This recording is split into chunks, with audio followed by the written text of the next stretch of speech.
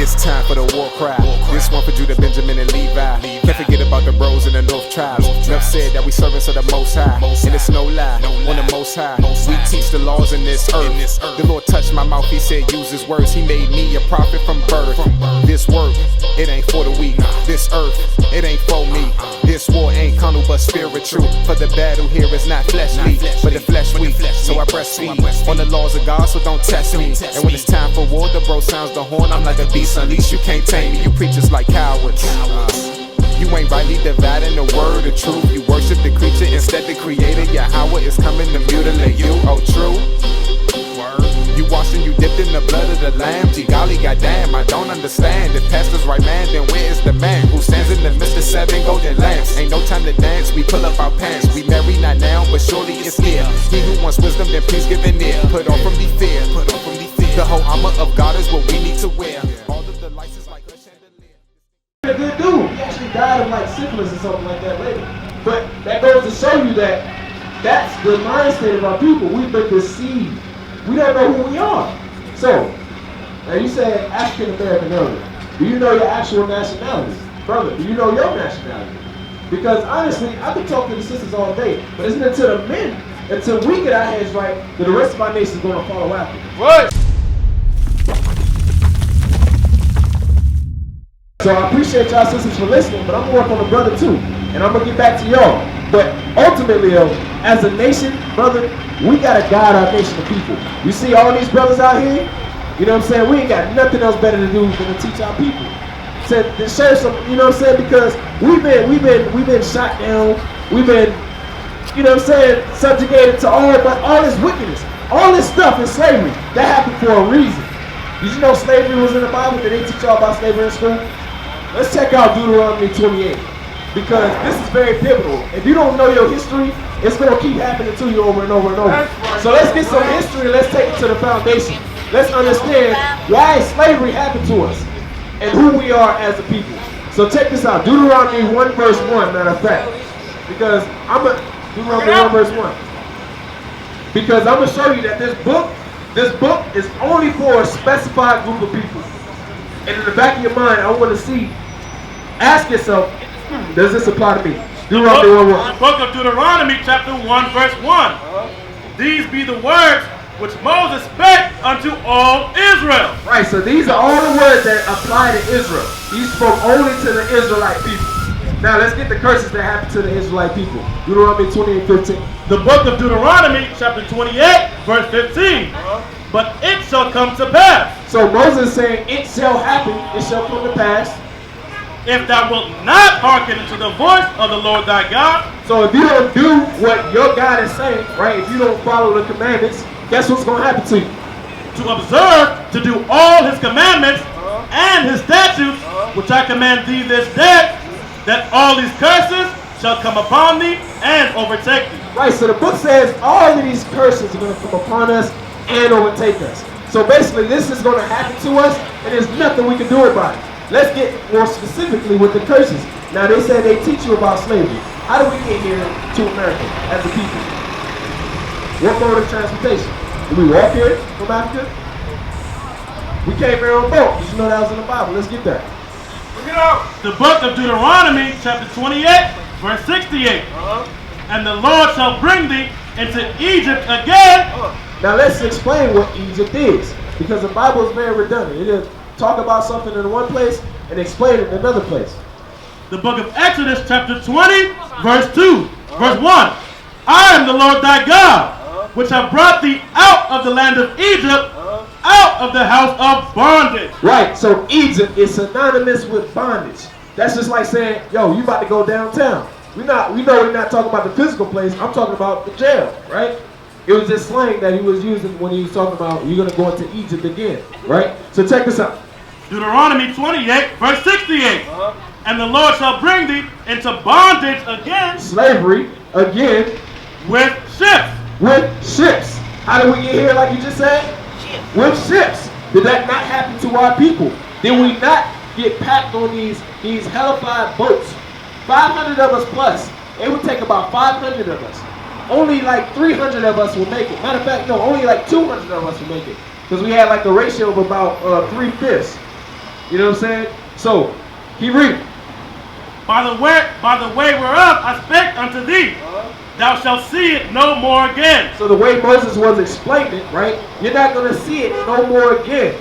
No other people can say, oh, this happened to us. The Chinese man can't say, oh, the transatlantic slave trade happened to me. You know what I'm saying? And we never going to see our homeland again. We never going to see Jerusalem again. We just going to be in these places where they scattered us. Now, check this out. And there you shall be sold unto your enemies. So what happened to us after we got off those boats? Did we walk off freely? No.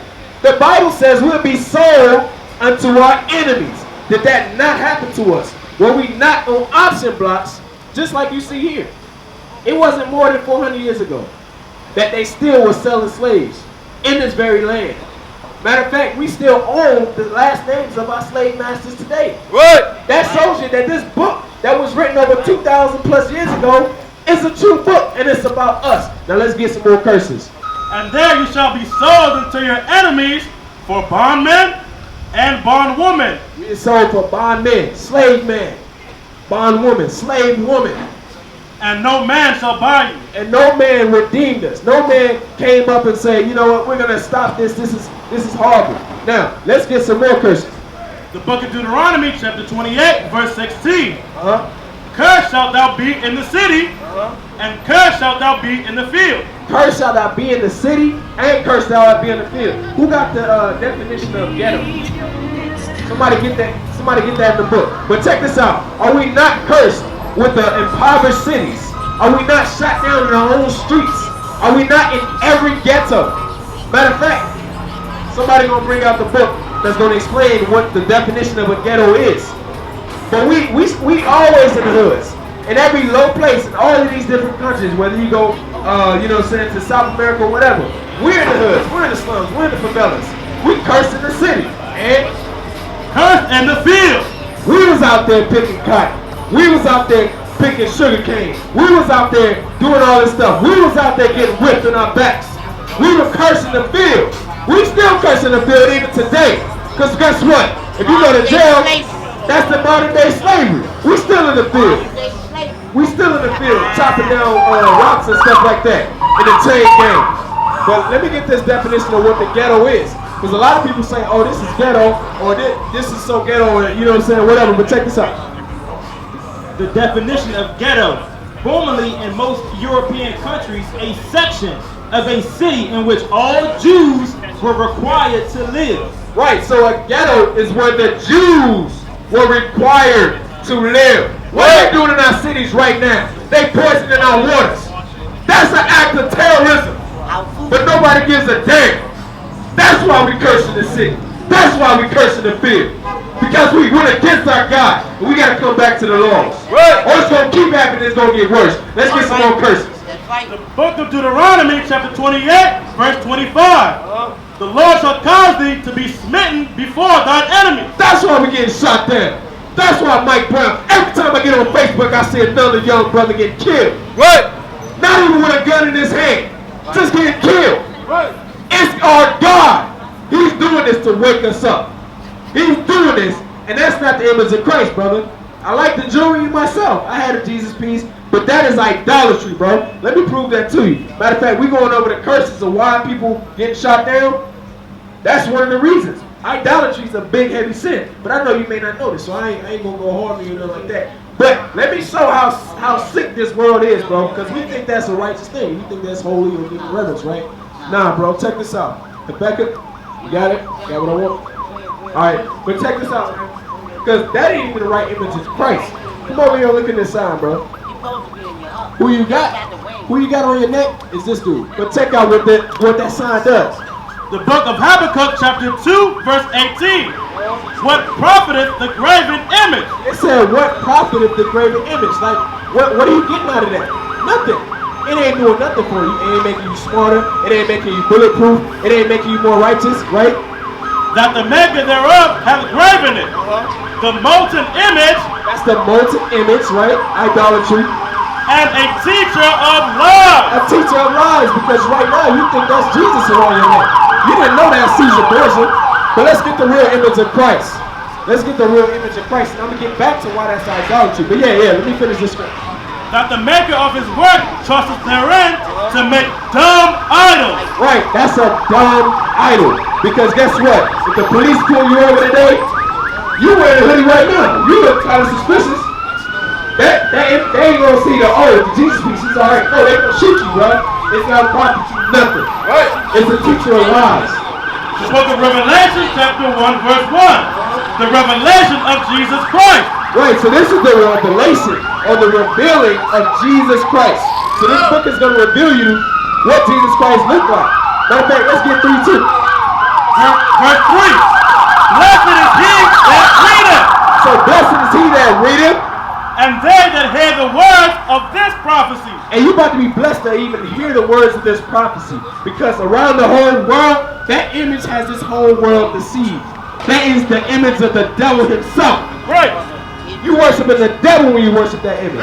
He has the whole world deceived. But you about to be blessed today, brother. Verse 14. His head and his hands were white like wool. So this is the actual image of Christ right now. So pick up both of the images. I want you to compare what the Bible say Christ looked like. Read. His head and his hands were white like wool. So his head and his hands were white like wool. Does he got white woolly hair? Okay, that's strike 1 against this demon. Right? As white as snow. Is it white? No, that's strike 2 against this demon. And his eyes were as a flame of fire. His eyes ain't on no flame of fire. What does it even mean to have an eyes of flame of fire? Yo, silly Christian pastors won't even be able to explain to you, but it's in the very first book. It's in Genesis. We're going to explain why his eyes were red like fire. The book of Genesis, chapter 49, verse 12. His eyes shall be red with wine. His eyes are red with wine. One of Christ's first miracles was turning water into wine. You know what I'm saying? He wasn't an alcoholic. He wasn't a drunkard. But it's not a sin to drink. You just can't get drunk. Now let's get back to Revelation. Revelations 1, verse 15. And his feet. And his feet. Now I want you to look at your feet. Is your feet brown and your body white or body purple? No, it's the same color as the rest of your body. So if I'm looking at your feet, if I'm looking under a star and I see feet, I can tell what nationality that person is based off of the feet. So let's not get simple, because a lot of Christians will be like, they'll read right over this and still worship this image. That's why it's a teacher of lies. That's idolatry. And his feet like unto fine brass. His feet are like unto fine brass, or like a bronze, or like a brown. It's a derivative of brown. If you look at a penny, you know what I'm saying? That's fine brass, right? As if they burn in a furnace. So that even up the ante, because if you take something brown, you put it in the oven for too long, and it comes out black. You know what I'm saying? That's what his feet look like. He was a dark-skinned man. So that's like strike 5 on this devil. So who the hell is this man? This is Caesar Borgia. This is your oppressor. This is who they want you to worship, because guess what? Subconsciously, when we're looking at this image, we looking at and we esteeming the white man as God. Not knowing that Jesus and God were both black men. Matter of fact, what you got? Because I want to get God. All right. I want to get God. Yeah, let's get God. I'm going to show you what the Most High God looks like. Because a lot of people, they might be like, oh, he's just a puff of smoke. Or he's just a spirit or an idea or a concept. No. My God is a God of war. We are not no soft-spoken men. We got a hell of a job to do. And that's to wake up a lost people. A people that's been completely bamboozled by evil, wicked things. But actually, first, before we get even more scriptures, bro, I'm going to need something from you, too. Let's get 1 Corinthians. 1 Corinthians, because we hear about building up a nation. And I could sit here and teach all day, but if you ain't willing to change, bro, it's all going for nothing. That's right. So let's test your faith right quick.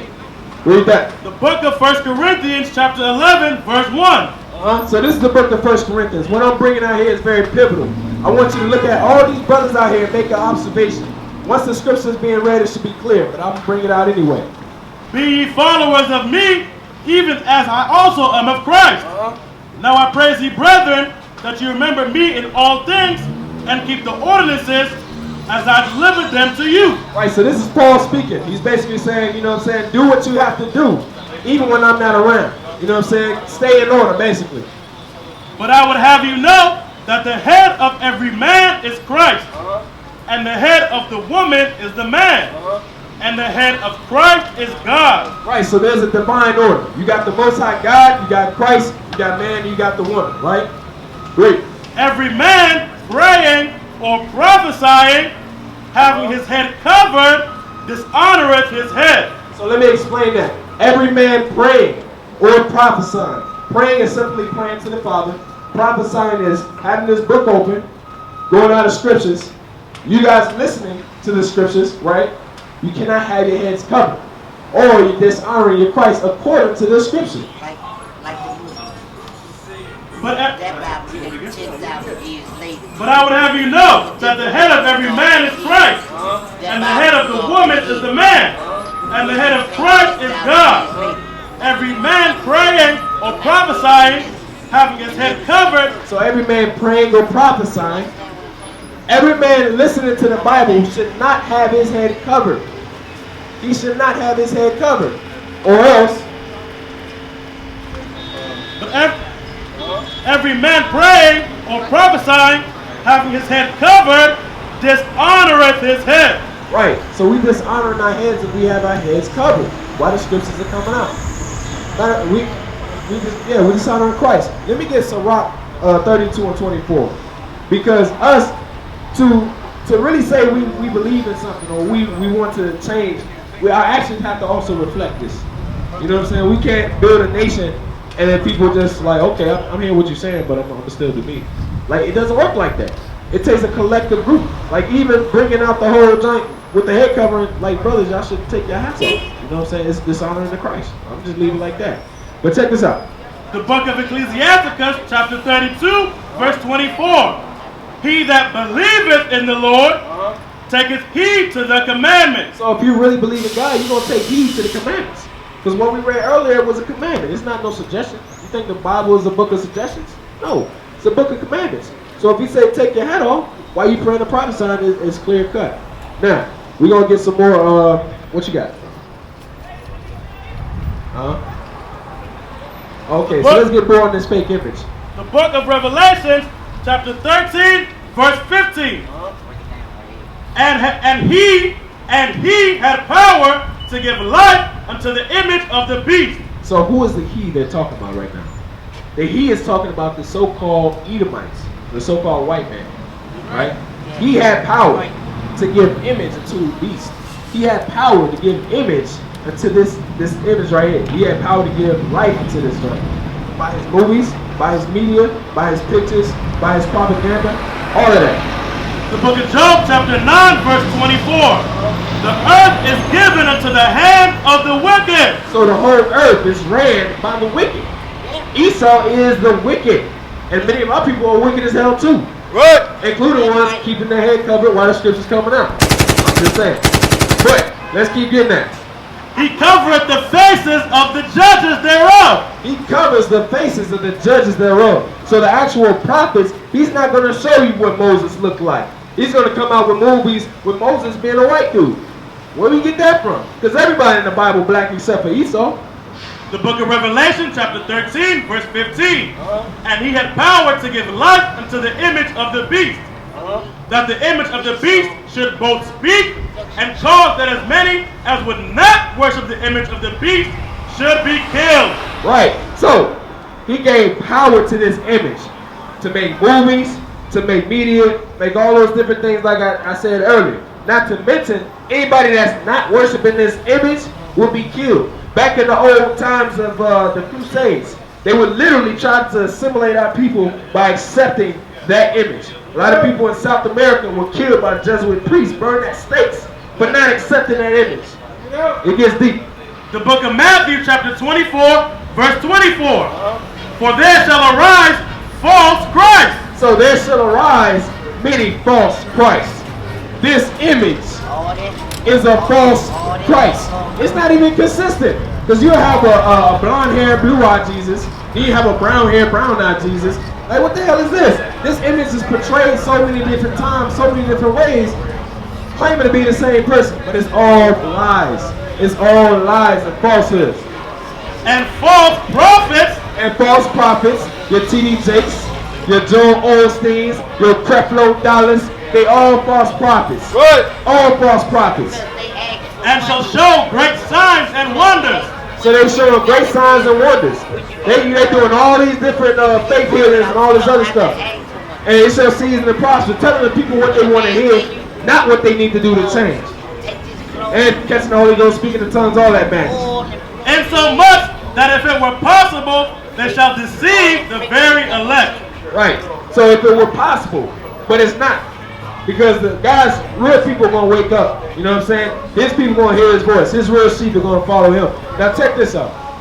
Also want to get you, let's get into some laws, man. Because, you know what I'm saying? First of all, let's get back to the basics. All these brothers out here, we commanded to wear fringes. Because I can go into the history, I can tell you about Christ, but something's got to change, bro. If you ain't keeping these laws, you're bound for death. So let me give you your medicine. The book of Numbers, chapter 15, verse 38. Speak unto the children of Israel, and bid them that they make them fringes in the borders of their garments. Right, so the Most High God told Moses to force the children of Israel to wear fringes on all of their garments. Throughout their generations. So this never gonna end. This is something I'm gonna teach my son gonna teach his son, and so on and so forth. And that they put upon the fringe of the borders a ribbon of blue. Right, so he gave us our dress code. We're gonna wear fringes and a border of blue. Now check this out, brother. An Amish dude. How do you identify an Amish dude? By his hat, by what he wears. A monk. How do you identify a monk? Yeah, you know what I'm saying? A Muslim. How do you identify a Muslim or something? Right. All right, so how do you identify Israelite? God gave us his dress code. Right. The holiest people on earth, he gave a dress code. Right. He told us to put on fringes.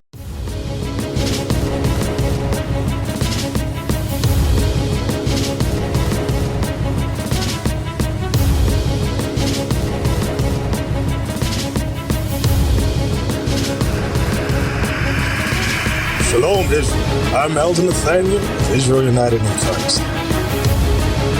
YouTube likes to shut our channels down, as some of you have noticed, ever so often. Subscribing to join IUIC will assure you will always stay connected to our YouTube accounts.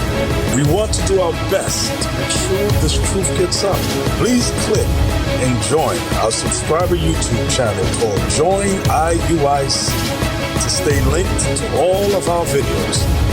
So again, please make sure you subscribe to this Join IUIC channel to get your latest updates from all our YouTube channels. Shalom.